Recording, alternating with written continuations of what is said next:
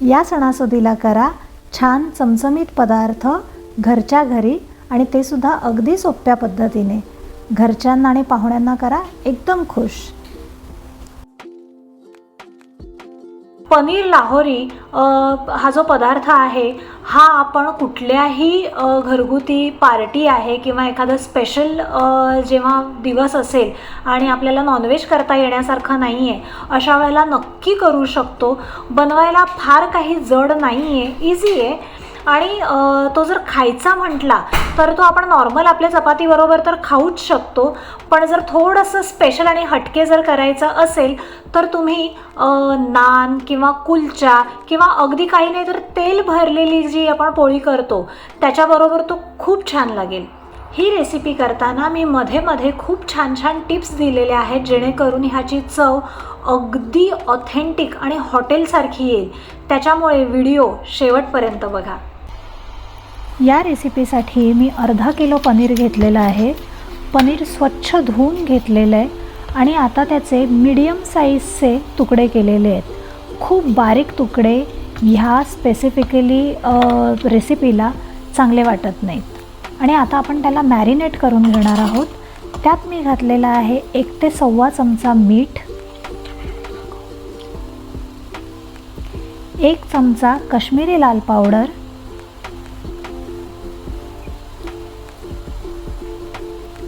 आणि अर्धा चमचा हळद. आता आपण हे छान मिक्स करून घेऊया आणि बाजूला ठेवून देऊया. एका मोठ्या पॅनमध्ये 3 चमचे तेल आणि 3 चमचे तूप असं घेतलेलं आहे. फोडणीला 2 वेलच्या, 2 लवंगा आणि 1 मोठी वेलची अशी घेतलेली आहे आणि 2 मोठे चिरलेले कांदे. एवढंच सध्या आपल्याला फोडणीला घालायचं आहे. कांदा छान परतून घ्यायचा आहे, त्याला चांगला रंग येऊ दे, लाल रंग येऊ दे. मग त्याच्यानंतर आपण पुढचे मसाले घालूया. एक 5 ते 7 मिनिटं कांदा व्यवस्थित तेलावर परतल्यानंतर कांद्याला असा एक छान रंग आलेला आहे. आता आपण त्याच्यात घालूया आलं लसूण पेस्ट. 1 ते 1.25 चमचा भरून आलं लसूण पेस्ट घालायची आहे. ह्याचा सुगंध ह्या डिशला फार छान येतो. 1-2 मिनिटं ही पेस्ट तेलावर व्यवस्थित परतून घेतली की त्याचा जो कच्चा वास आहे ना तो सगळा निघून जातो. मग आपण घालूया पुढचे मसाले. अर्धा चमचा हळद, 1 चमचा काश्मीरी मिरची पावडर,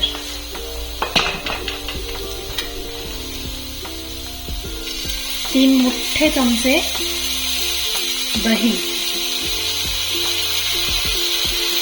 आता हे घालून आपण छान ढवळून घेऊया 1-2 मिनिटं.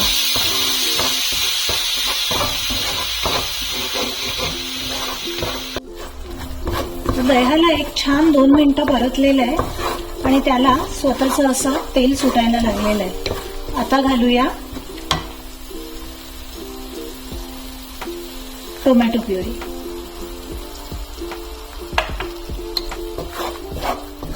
आता ही टोमॅटो प्युरी सुद्धा आपण छानपैकी परतून घेऊया 1-2 ते 3 मिनिट. एका साईडला आपण पाणी गरम करायला ठेवलेलं आहे. हा आहे आपला मॅजिक मसाला म्हणजेच लाहोरी मसाला. ह्याची चव आणि सुगंध जो आहे हा आपल्या डिशला जास्त करून येणार आहे. सो ह्याचं अचूक प्रमाण मी तुम्हाला सांगते. ह्याच्यासाठी आपल्याला लागणार आहे 1 चमचा जिरं, अर्धा चमचा धणे, 10 ते 12 काळी मिरी, 2 ते 3 लवंगा, 3 छोटी वेलची आणि 2 मोठी वेलची. हे असं आपल्याला मिक्सरमध्ये डायरेक्ट भरडून घ्यायचं आहे आणि मग ह्या आपल्या मसाल्यात घालायचं आहे. आणि मग हा 1-2 ते 3 मिनटं छान परतून घ्यायचा आहे, कारण हा कच्चा मसाला आहे, आपण तो काही भाजून नाही घेतलेला. आणि छान परतून घेतल्यानंतर मग आपण करायची आपली पुढची प्रोसेस. चॅनेलला जर तुम्ही अजून सबस्क्राईब केलं नसेल तर नक्की करा आणि बाजूला जे बेलचं बटन आहे ना ते नक्की दाबा. त्याने काय होईल, पुढचा येणारा प्रत्येक व्हिडिओ तुम्हाला आधी कळेल.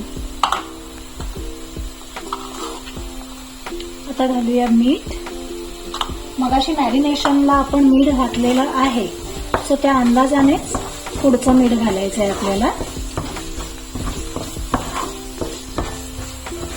मीठ कमी झालं ना तर ते वाढवता येतं, पण जर वस्तू बनवताना आधीच मीठ जास्त झालं तर मात्र सगळं वस्तू जी आहे ती बिघडून जाते. आता हे सगळे मसाले छान आपले तेलावर परतून झालेले आहेत. आता घालूया ह्याच्यात गरम पाणी. तुम्ही थंड पाणी घालू शकता, पण गरम पाण्याने काय होतं माहितीये का, खूप छान तरी येते. हा जो रंग आहे ना, हा असा लालसर चॉकलेटी, हा रंग म्हणजे लाहोरी पनीर. म्हणजे लाहोरी वस्तू ज्या असतात त्यांचा रंग कधीही पिवळसर हिरवट असा नसतो. त्या जनरली लालसर किंवा चॉकलेटी अशी त्याची ग्रेव्ही असते.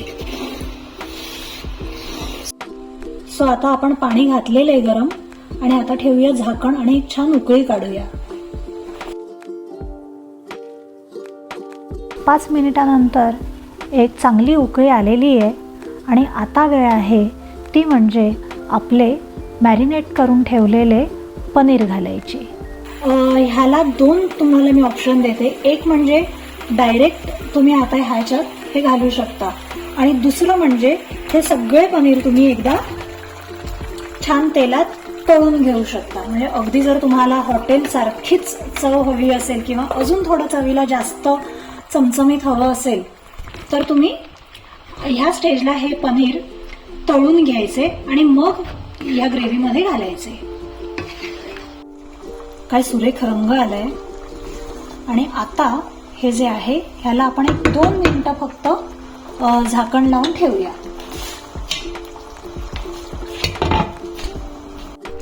तुम्हाला जर भरपूर त्याच्यावरती तरी आणि असा कट हवा असेल तर मग फोडणीच्या वेळेला ना तुम्ही थोडं जास्त तेल आणि तूप घ्या.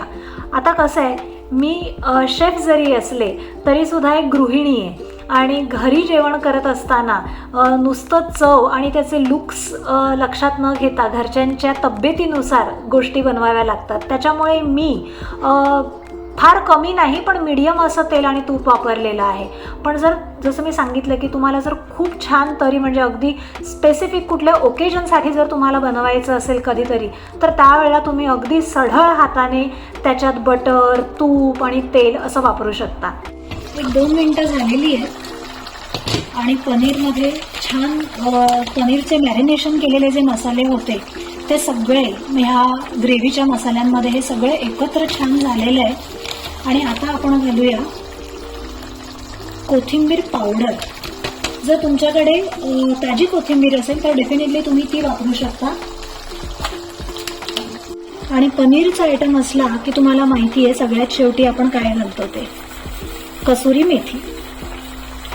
सो एक छान मुठभर अशी मी कसुरी मेथी घेतलेली आहे आणि ती सुद्धा घातलेली आहे. आता गॅस बंद. तुम्हाला एक टिप देते मी, जेव्हा आपण पनीरचा एखादा पदार्थ बनवतो तेव्हा पनीर हे सगळ्यात शेवटी घालायचं आणि मग 2 ते 5 मिनिटापेक्षा जास्त त्याला चालू गॅसवर ठेवायचं नाही, नाहीतर पनीरचा जो मऊपणा आहे तो निघून जातो आणि मग ते ना रबरासारखे चिवट होतात. सो सगळ्यात शेवटी फक्त 2 ते 3 मिनिटासाठी, जास्तीत जास्त 5 मिनिटं, डिपेंड्स तुम्ही कोणता पदार्थ करताय त्याच्यावर. आणि गॅस बंद. हा जो आहे हा टिपिकल लाहोरी पनीरचा रंग आहे. जसं मी तुम्हाला सांगितलं की हा रंग आला पाहिजे.